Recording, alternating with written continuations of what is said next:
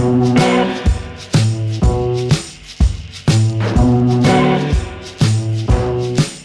there, world travelers. Hey there. Welcome back to our kitchen. So today, we're going to be preparing another awesome, tasty dish that we recently got to enjoy at one of our favorite hotspots, Las Vegas. That's right, Gordon Ramsay's famous Beef Wellington. Turn it up, world style. Cooking in the kitchen. Delicious food that's dang finger looking. Now you're cooking in the kitchen with Tanya and Dave. Turn it up, world.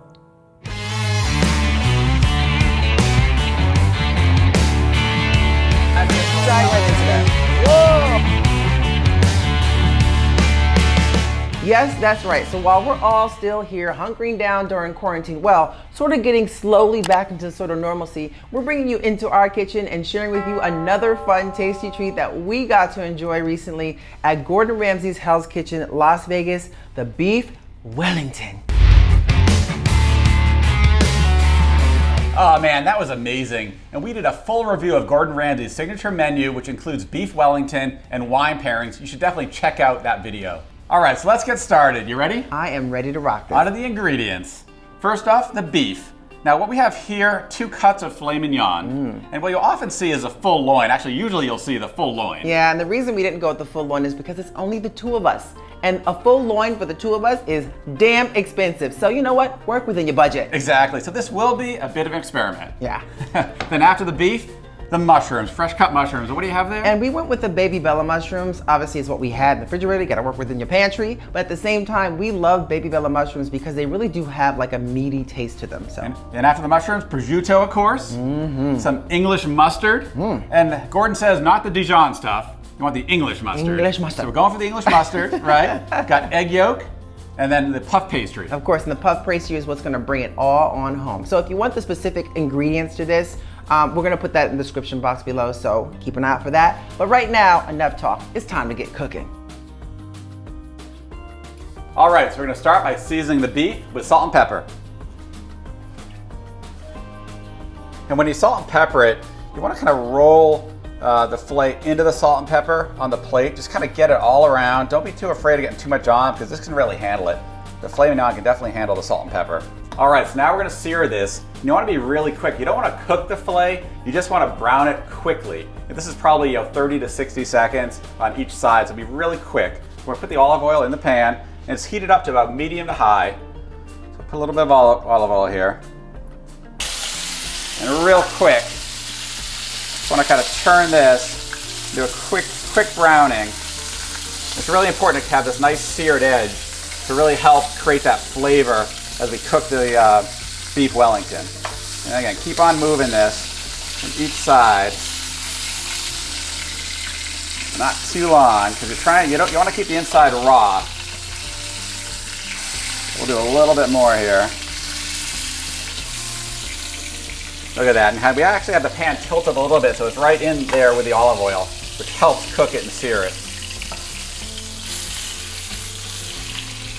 Oh wow. Nice. All right, so I think that about does it. Yeah. All right, so we're gonna take this off, put it to the side, put it on a clean plate here, and we'll just put these to the side while we get the rest of the dish ready. All right, so next up, as soon as you take off the filet mignons, you're gonna wanna rub some of that delicious English mustard on there. Now, we don't have, the brush. That's just how we roll. We work with whatever we got. In this case, we got some hands. So we're just gonna take our hands, just gonna rub it right on there. Give that a nice little coating. Nice. And I think I can spread it evenly. I've done enough moisturizer in my day, in my face to even it out. I think you're doing a great job. Thank you very much. And we're just gonna give that a nice coating. And you're gonna let that sit. Once you put that coating on there, you let it sit while we move on to the next bit. So now the next step is kind of an important one here, at least according to Gordon. It's the mushrooms. And what we're gonna do here is we're gonna take these delicious baby Bella mushrooms, we're gonna put them into our processor. But what we're gonna do is while we have that in there, we're gonna add a little salt and pepper to taste.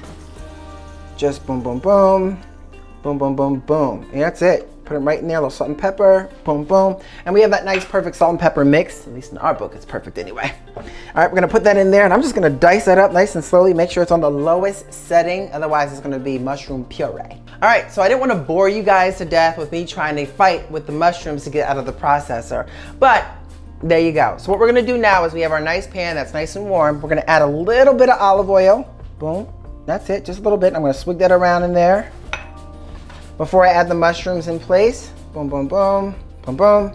And now what I'm gonna do is I'm gonna add these mushrooms. Now this is definitely an important part. What you wanna do with the mushrooms is you're basically gonna stir them around for about 10 minutes or so. And that should give you enough time to release the water. That's kind of the important part, is releasing the water from the mushrooms. I'm gonna add some fresh thyme in there as well. And thyme is really a nice way of giving it a burst of flavor. Almost reminds you of the holidays. Here we go. Honey and Dave.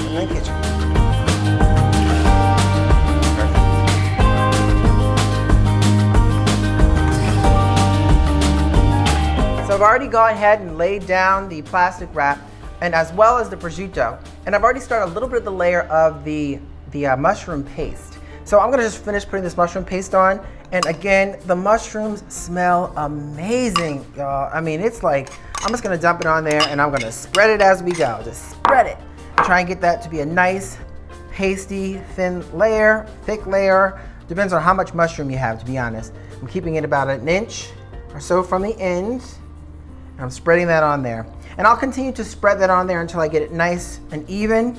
All right, so now that I got the mushroom paste right where we want it, we're gonna take our delicious piece of beef here, and we're going filet mignon, and we're gonna roll that into this. So I'm setting it basically right on top of that. And what I'm gonna do is I'm gonna grab that saran wrap, but at the same time, because this is not a loin, easier to wrap if it's a loin versus the individual piece, trying to get it to be that perfectly stand-up piece of heaven. I'm gonna just take it. Yeah, this is gonna be pretty interesting. Yeah, this is pretty tricky. Experiment. Let's see what happens here. First time, and I'm gonna just pull it on over as it rolls. There we go, there we go. Just kind of keep going until I get that perfectly rolled into place there. And I'm gonna keep on rolling. Oh boy. Keep on rolling until it gets that perfect tuck in there. There we go. And I'm gonna try and wrap that as tightly as possible under there. There we go. Perfectly wrapped. Nice and tight. And that's gonna go in the refrigerator, and that's gonna sit in the refrigerator for about 15 to 20 minutes. So while those are in the refrigerator doing their thing, we're gonna roll out the puff pastry. Now, traditionally, when you're rolling out your puff pastry, you wanna use a roller. In this house, we don't have one. So we're gonna improvise using our Contigo mug. So basically all I'm gonna do is get a little bit of flour. I'm gonna put that on my board just to keep it from sticking. And I'm basically gonna roll it out. Kind of roll out that puff pastry.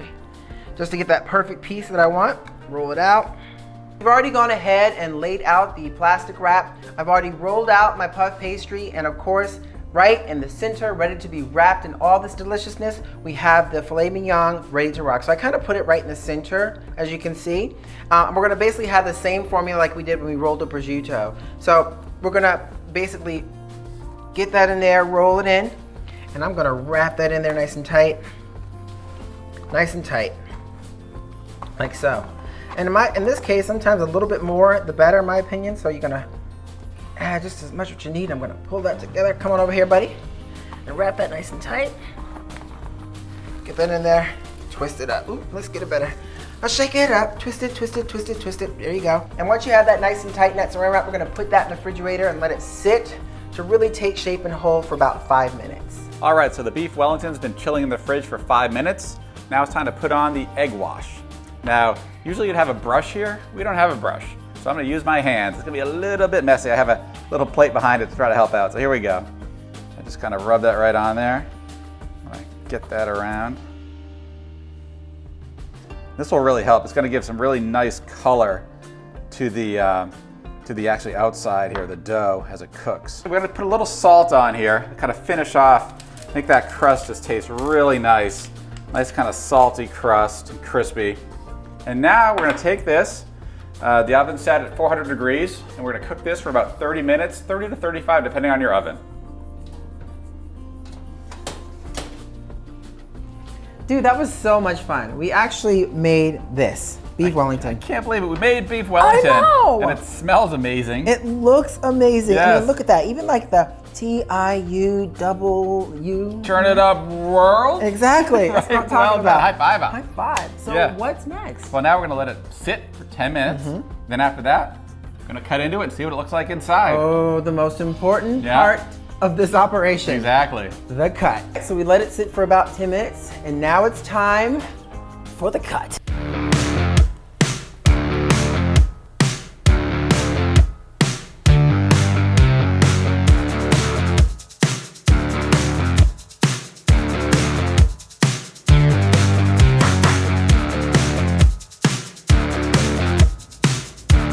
Wow, did we just make the perfect beef Wellington? I think so. Perfect in my book. Well, cheers to you, Master Chef Dave. Cheers to you, Master Chef Tanya. All right. Now, of course, it all comes down to this, the taste. You Here ready we to do go. this? Let's do Absolutely. it. So tender. It's never pretty once you get it on your plate after you cut well, into it's it. true. Yes. Want to get a piece of the Oh end here? my gosh, that is really amazing.